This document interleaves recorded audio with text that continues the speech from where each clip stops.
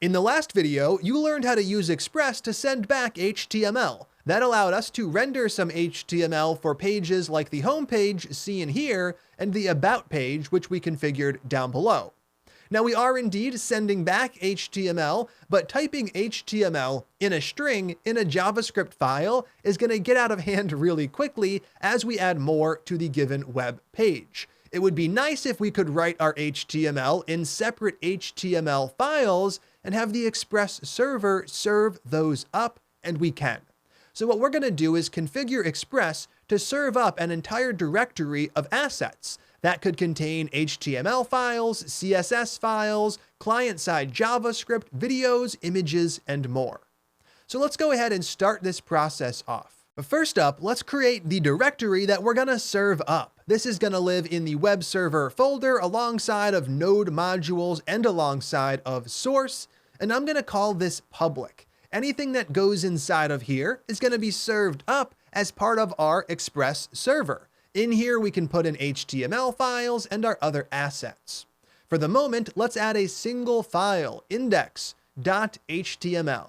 Index.html is a special file. The name means that it's going to get served up by default, so this is the page that will eventually show up at the root of our website. Now let's go ahead and actually create a very basic HTML document. I'm going to start up top with my doc type. So I'm going to open and close the carets, then exclamation mark doc type to specify what type of document this is, and it is indeed an HTML document. Then down below, we can add the document itself. We start off with our HTML tag, opening and closing that. Inside of there, we add two other tags. We add a head tag, where we're going to configure other things later on, like setting up the style sheet for this document. And below head, but still inside of HTML, we're going to set up body, where we're going to put everything that's going to display on the screen. For the moment, we're going to display just one thing. Using the h1 element, which we already used, I'm going to display a title, and I'll use something different just so we can see the change. I'll say from a static file, perfect. So now we have this basic HTML document in the public folder. The goal is to teach Express how to serve up the contents of that directory, and one important piece of information we need is the path to the public folder. And it can't be a relative path. It needs to be an absolute path from the root of your machine. Now, to get that done, Node actually provides us with two very handy variables. So we're going to have a quick aside to talk about these variables, then we'll actually integrate them into the application to point Express to the public folder. Right here though, let's go ahead and just use console.log twice. We're going to print two values that Node provides. The first is underscore dir name, which is short for directory name. And the other, in another console.log call, is underscore file name. Now, if we actually go ahead and run the program, it's going to print the value for both of these to the console. I'm going to save the file.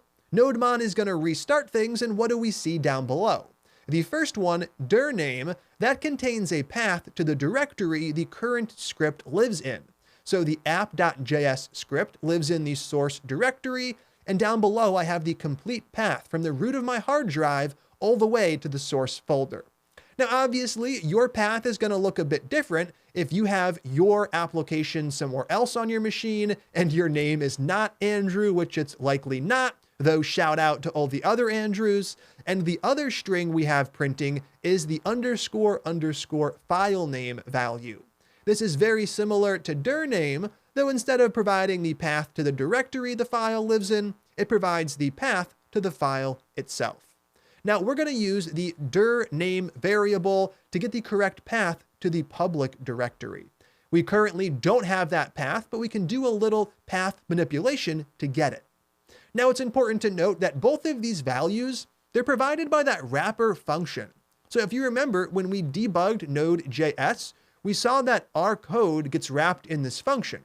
And that function provided various things to our code, like the require function, which we've used plenty of times before. That is also where dir name and file name come from. Now, dir name doesn't get us exactly there, but it's pretty close. This is pointing to the source directory. We need it to point to the public folder so we can provide Express with that path. Now, there are two ways we could do this. We could use a little string manipulation to try to break this string up and get it to what we want it to be. But there's actually a core node module called path that provides us a ton of great utilities for working with paths. This is done in a cross-OS compatible way, and that's the tool we're going to use. We can find more about Path by heading over to the Node.js documentation at nodejs.org. I'm going to click on Docs, head over to the API docs, and from here, we are going to scroll down to P for Path. Now, Path provides us with a couple of methods that makes it easy to manipulate string paths. We're only going to use one, that is path.join. Let's go ahead and see how it works. Over in Visual Studio Code, I'm going to start by loading this core module in. Now, typically, I'll require my core modules before I require my NPM modules, and that's done just to stay organized. It is not necessary. So right here, const path equals. We are going to require path, and there's no need to install it since it is a core node module. It is built in, and now down below, we can use it. I'm going to remove file name from our second call to console.log, and we're going to use path inside of here to try to manipulate the path correctly. I'll leave this first call in place so we can see the original path we started with. Right here, we'll be using path.join. Now, path.join is indeed a function, so let's call it as such, and it's going to return the final path. And we pass to it the individual pieces to the path, and it does the job of manipulating the string for us. Let's start with just one argument to join, underscore underscore dir name. Now, if I'm going to do this and save the file, what I'm going to end up getting is the exact same path for each. By providing just a single argument to join, we haven't actually joined any paths together since we just have one. From here, though, we can go ahead and pass in a second argument, a string, and manipulate that path. So if I wanted to go up a folder, I could use ... to get that done. Now, if I were to save the program, I can see that dir name points to source, while my second log points to the web server folder. From here, I could use / ... if I wanted to go up another directory, and now I can see that the string is pointing to the node course folder. Now, for our purposes, we don't want to go up two folders. I want to go up a single folder, getting out of the source directory. Then I want to use / public to point to the public directory. If I go ahead and save app.js down below, that is exactly what I get.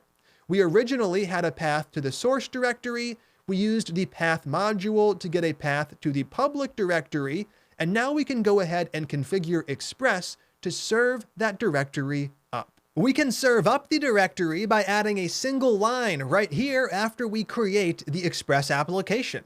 This is going to be a call to app.use. Now, app.use is something we're going to explore in detail in about 3 or 4 lectures. For the moment, we're going to gloss over what exactly it's doing, though I promise we'll explore it in detail soon. For now, all you need to know is that it's a way to customize your server. And in this video, we're going to customize the server to serve up that folder. Now, we need to pass to it something else. And the something else we're going to provide comes from Express. We are going to call express.static. So express.static is a function. We're calling it, and we're passing its return value into use. Now, static takes the path to the folder we want to serve up, and we have that. It's right here in console.log.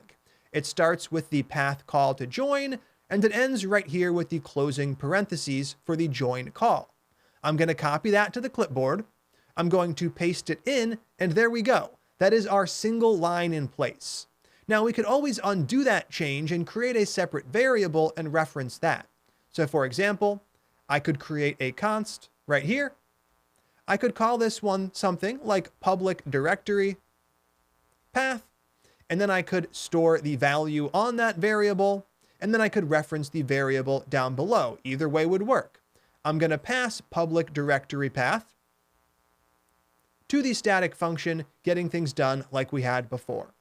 Now we can remove our console.log calls and our server is all set up. We generate the path to the public folder. We provide it to static, which in some way configures our Express application. And now we can test things out. And to test things out, we're going to go to the root of our web server. So make sure to save your files. Over inside of localhost 3000, I'm just going to refresh this home page, and what do I see? I see from a static file showing up. So this is the contents of our HTML file, which we set up in the public folder. Now we could also visit this HTML page by providing the explicit path. So localhost :/index.html. But since index.html has a special meaning when related to web servers, we can also leave the path off if we're just going to the root of the site. This makes sure that something loads if they don't explicitly provide a path. Now, this also means that we're never going to see the other route handler we set up down below. Express is going to work through your application until it finds a match for that route. In the case of our Express static call, it is indeed going to find a match. It's going to find index.html, and that's going to match the root URL because the file has a special name, which means that this is never actually going to run, so we could remove it as it no longer serves much of a purpose. So here we still have 4 distinct pages, though one is coming from that static directory. Now that we have everything set up, it's going to be up to you to add a couple more pages into the mix. So let's talk about what I'd like you to do. I'm going to paste some challenge comments in right here. Right here, your goal is to create 2 more HTML files. So in the end of the day, both the help page and the about page, those aren't going to get set up as individual routes like we're currently setting them up. Those are going to get served up as HTML pages, and we're going to put those in public. Now, weather is going to stay exactly as it is, as that'll actually serve up JSON a little bit later. So up above, what are you going to do?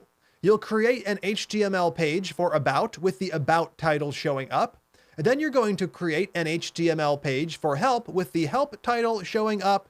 Step 3, you're going to remove the old route handlers for help and about down below. And 4, you're going to visit both HTML documents in the browser to make sure you're actually seeing the files to test your work. Now, when it comes to creating those files, you can always use the contents of index.html as a template, and you can just swap out the title text. Take some time to knock that out, test your work, and when you're done, come back and click play. How'd that go? I'm going to kick things off with step number 1. I'll be creating the HTML page for about. So right here, I could call that something like about.html, and then I'm going to start this off using the contents of index.html. So I'll highlight everything, copy it to the clipboard, bring it over to the new file, and paste it in.